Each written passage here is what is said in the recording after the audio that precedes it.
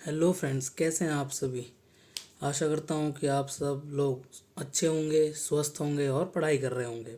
तो H TET physics level 3 P Y Qs की series में आगे बढ़ते हुए हमने आज एक और नया क्वेश्चन लिया है, जो कि है 2022 का सेट ए का question number 149।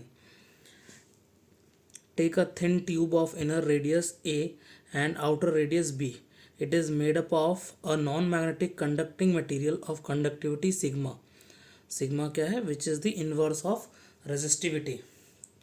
As soon as a magnet of magnetic moment capital M and mass small m is dropped through the tube, it attains a terminal velocity Vt is equal to mg by k. If k is directly proportional to mu naught की power alpha, sigma की power beta, magnetic moment की power gamma and B minus A की whole power delta divided by A की power 4, then the values of alpha, beta, gamma and delta are respectively. तो ये question class 11th के first chapter का question है, जो कि बेसिक्स से है, डायमेंशनल एनालिसिस के ऊपर है। तो देखिए इसमें क्या होगा कि V T is equal to M G by K दे रखा है। तो इसका मतलब अगर हम के को इस साइड ले जाएं तो ये M G by V T हो गया। तो के की जो डायमेंशनल फॉर्मूला होगा वो M G by V T के डायमेंशनल फॉर्मूला से मैच करना चाहिए। तो आइए देखते हैं M G by V T का डायमेंशनल फॉर्मूला क्या होगा। तो एम जी का, एम का तो सीधा हो गया capital M. G is acceleration due to gravity. Acceleration का हम लोग सभी जानते हैं कि मीटर पर सेकेंड स्क्वायर यूनिट होती है। इसका मतलब डायमेंशनल फॉर्मूला हो गया L T minus to divide by V T. We T is here terminal velocity, so it is basically a type of velocity only. तो वेलोसिटी का भी आप लोगों को पता है dimensional formula L T minus one होता है। तो अगर हम इन दोनों को यहाँ पुट करें तो हमारे पास के का डायमेंशनल फॉर्मूला आ जाएगा एम एल ज़ीरो, क्योंकि एल और एल यहाँ से कट जाएगा। तो एल की पावर ज़ीरो टी इनवर्स ए क्या है यहाँ पे एम्पियर। एम्पियर की यहाँ पे कोई आ नहीं रही है वैल्यू, तो यहाँ पे एम्पियर की पावर भी ज़ीरो हो जाएगी। अब हमको दिया हुआ है कि के जो है वो ये है, तो इसका मतलब जो हमने के का यहाँ से डिराइव करा है डायमेंशनल फार्मूला और जो यहाँ से आएगा वो दोनों सेम होने चाहिए। तो डायमेंशनल फार्मूला के फॉर्मूले में काफ़ी सारे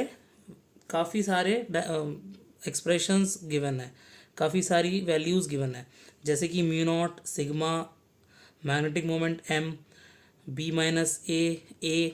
तो आइए एक एक करके इनको देखते हैं। तो मैग्नेटिक मोमेंट एम की का डायमेंशनल फॉर्मूला होता है M zero L square T zero A. Mu naught का होता है M L T minus two A minus two. Sigma का होता है एम की पावर माइनस वन, एल की पावर माइनस थ्री, टी की पावर थ्री एंड ए की पावर टू। तो अगर इन वैल्यूज़ को, इन डायमेंशनल फॉर्मूलाज को मैं इस वाले एक्सप्रेशन में रख दूँ और के डायमेंशनल फार्मूला से इक्वेट कर दूं और अल्फ़ा, बीटा, गामा की वैल्यूज़ यहाँ से इक्वेट करके मैं अगर रख दूंगा तो मेरे पास कुछ इक्वेशंस आ जाएंगी और उन इक्वेशंस को सॉल्व करके मेरे पास अल्फ़ा, बीटा, गामा और डेल्टा की वैल्यूज़ फाइंड आउट कर सकता हूँ मैं। तो आइए करते हैं आगे। तो एम का डायमेंशनल फार्मूला, सॉरी पहले म्यू नॉट का है, तो म्यू नॉट का पहले डायमेंशनल फॉर्मूला लिखा, उसकी पावर अल्फ़ा। फिर उसके बाद सिग्मा कंडक्टिविटी, उसका डायमेंशनल फॉर्मूला लिखा और उसकी पावर बीटा कर दिया। फिर आता है मैग्नेटिक मोमेंट, तो एम ज़ीरो है, टी ज़ीरो है, तो मैंने स्पेस की वजह से यहाँ एम और टी को लिखा नहीं है, तो एल स्क्वायर ए की होल पावर गामा। और क्योंकि बी और ए दोनों ही रेडियस हैं तो इनका डिफरेंस भी हमको, बी और ए रेडियस हैं तो ये लेंथ हो गई, और इनका जब डिफरेंस लेंगे तो भी वो एक लेंथ के ही इक्वल आएगा। तो लेंथ एल की पावर डेल्टा, और ए फिर से रेडियस है, एल की पावर 4 लिख दिया। तो अगर हम अब इनको अल्फ़ा, बीटा, गामा, डेल्टा को अलग करके इक्वेशंस बनाएं तो हमारे पास चार इक्वेशंस ये आएंगी। जैसे एम की पावर देखते हैं पहले, यहाँ एम की पावर 1 है, तो यहाँ देखते हैं एम की पावर कितनी आएगी। एम की पावर अल्फ़ा आएगी और एम की पावर माइनस बीटा आएगी, तो और कहीं पे एम है नहीं, तो alpha minus beta should be equal to 1। ऐसे ही एल की पावर यहाँ 0 है, तो यहाँ देखिए एल की पहले टर्म से एल की पावर अल्फ़ा आएगी,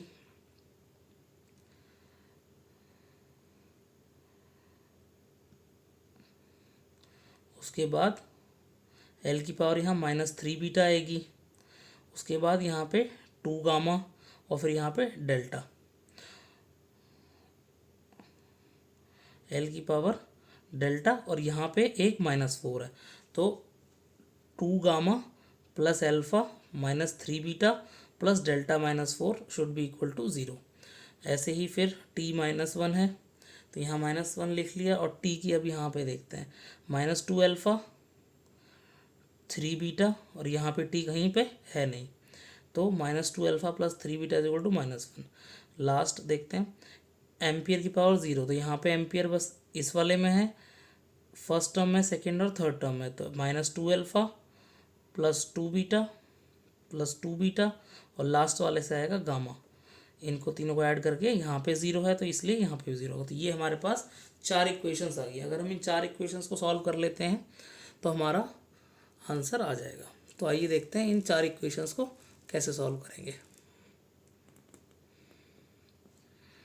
तो देखिए सबसे पहले हम इक्वेशन 4 को लेते हैं।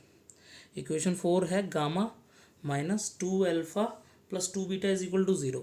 तो अगर मैं अल्फ़ा माइनस बीटा करूँ यहाँ पे लेके आऊँ तो वो आ जाएगा गामा बाय 2, और अल्फ़ा माइनस बीटा पहली इक्वेशन में 1 के बराबर है, तो अल्फ़ा माइनस बीटा 1 के बराबर है, तो गामा कितना हो गया 2। अब इक्वेशन फर्स्ट और थर्ड को लेंगे, इक्वेशन फर्स्ट है alpha minus beta is equal to 1 और इक्वेशन थर्ड है -2 alpha plus 3 beta is equal to -1। तो -2 alpha plus 3 into beta, beta की वैल्यू मैंने यहाँ से ले ली है अल्फ़ा -1, अल्फ़ा -1 यहाँ पुट कर दिया, अल्फ़ा की वैल्यू फाइंड आउट कर ली 2 और बीटा की वैल्यू आ गई 1। अब अल्फ़ा बीटा और गामा, क्योंकि गामा आ चुका है, अल्फ़ा आ चुका है, बीटा आ चुका है, इन तीनों वैल्यूज़ को हम इक्वेशन 2 में डाल देंगे। अब सिर्फ हमारे पास डेल्टा अननोन है, बाकी 3 नोन है। तो 2 गामा, गामा 2 आया है तो 2 इंटू 2 4 प्लस अल्फ़ा सीधा रख दिया 2 -3 इंटू बीटा, बीटा 1 है तो ये -3 प्लस डेल्टा -4, 4 से 4 कटा, 3 - 2 डेल्टा इज इक्वल टू 1। तो अब हमारे पास आंसर आ चुका है alpha is equal to 2, beta is equal to 1, gamma is equal to 2 and delta is equal to 1।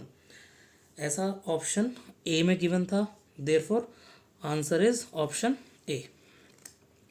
तो स्टूडेंट्स वैसे आप लोग ये सोच रहे होंगे कि अगर इतना बड़ा क्वेश्चन स्टैट में आएगा तो हम लोग कैसे करेंगे। तो एक्चुअली ये क्वेश्चन ऑब्जेक्टिव टाइप का है ही नहीं, ये सब्जेक्टिव टाइप के पेपर के लिए बना हुआ है। बट कुछ क्वेश्चंस ऐसे डाले जाते हैं कि हर कॉम्पिटिटिव एग्ज़ाम में जो आपको छोड़ के आने हैं। हमेशा हमें सारे क्वेश्चंस नहीं करने, क्योंकि हमें सेलेक्ट होने के लिए तो सिर्फ कुछ मार्क्स चाहिए ना।